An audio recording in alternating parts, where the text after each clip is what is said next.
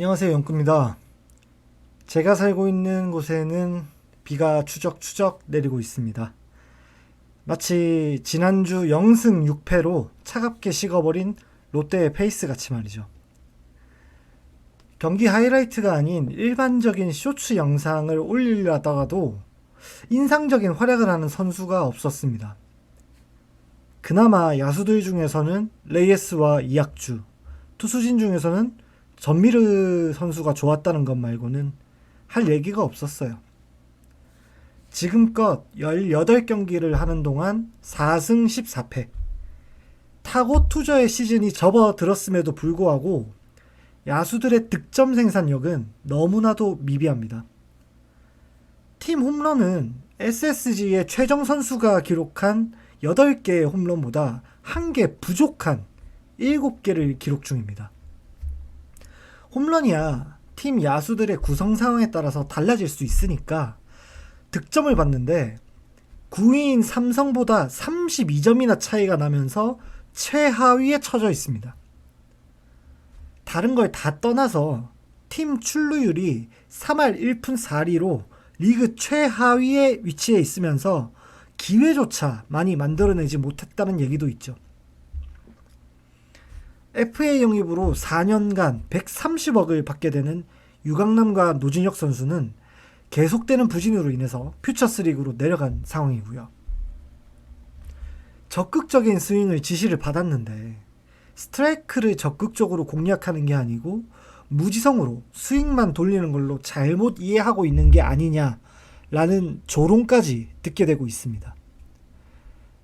그나마 앞서 말씀드렸던 레이에스와 이학주가 눈에 띄는 타격을 보여줬는데 서로 간의 타선이 좀 떨어져 있고 그들을 받쳐줄 만한 다른 선수들이 없다는 것이 안타까웠습니다. 내일 16일부터는 김태형 감독이 타선에서도 극적인 변화를 주겠다라고 했으니까 한 번 더 기대해봐야 되겠습니다. 야수진만 그런 게 아니라 사실 투수진도 상황이 안 좋기는 마찬가지입니다. 리그에서 꽤나 안정적인 선발진이라고 불리던 선발 투수들도 승리 기여도가 리그 6위에 그치고 있고 불펜 투수진은 구승민 선수의 부진으로 생각보다 많이 헐거워졌습니다. 어느샌가 9이닝당 볼넷이 4.27개로 리그에서 두 번째로 볼넷을 많이 주는 팀이 되었고 모든 리그의 투수들이 스트라이크 존 안으로 공을 던지는 확률이 43.9%인데 롯데 투수들은 40.5%로 존 안으로 공을 제대로 던지지도 못하고 있습니다. 심지어 야수들을 상대하기 편하라고 PTM 퍼센트, 즉 좌투수가 좌타자를 상대하고 우투수가 우타자를 상대할 수 있도록 매칭해주는 이런 현상은 롯데가 가장 많습니다. 그럼에도 실점은 리그에서 4번째로 많이 하고 있죠. 이런 부진의 내용들을 다 떠나서 과연 롯데자이언츠는 스프링 캠프 때부터 시범 경기에 이르기까지 바뀌고 있는 규정들에 대한 대비를 얼마나 해왔는지에 대한 강한 의문까지 들고 있습니다. 토요일 경기에서 많은 분들이 보셨겠지만 ABS 존이 도입된다는 이야기는 한참 전부터 있었고 그 기준도 같이 나왔었으면서 선수들의 신장에 따라서 존의 높낮이가 결정이 나 있었죠. 이런 영향으로 하이패스트볼에 대한 중요도가 굉장히 증가했습니다만 롯데 투수들 전체의 직구 구장 가치는 어느샌가 리그 9위까지 처지게 되면서 투수들이 예전처럼 낮은 존으로만 승부를 이어가게 되고 제대로 된 직구 승부는 하지 못하고 도망만 다니고 있다라고도 볼 수 있습니다. 그러면서 아직도 포수들의 프레이밍을 보면서 억울하다는 표정을 짓고 아직도 스트라이크 볼 판정을 보면서 억울하다는 표정을 지어 보이는 거는 프리시즌에 도대체 어떤 연습을 해왔는지 또 어떤 훈련을 해왔는지에 대한 의문만을 가지게 할 뿐이라고 생각합니다. 피치클락 역시 마찬가지로 생각이 듭니다. 불행 중에 다행으로 이번 시즌에는 더 이상 피치클락이 도입되지 않게 되었기 때문에 크게 영향이 없을지는 모르겠으나 만약에 후반기에 원래 일정대로 도입이 되었으면 정말로 끔찍한 사건이 보여졌을 듯 합니다. 3월까지 피치클락 위반 사례를 봐도 롯데는 경기당 11번이 넘어갈 정도로 위반을 많이 했고, 투수, 포수는 말할 것도 없거니와 공격 시에 야수들도 타석에서 많은 위반을 해오고 있었습니다.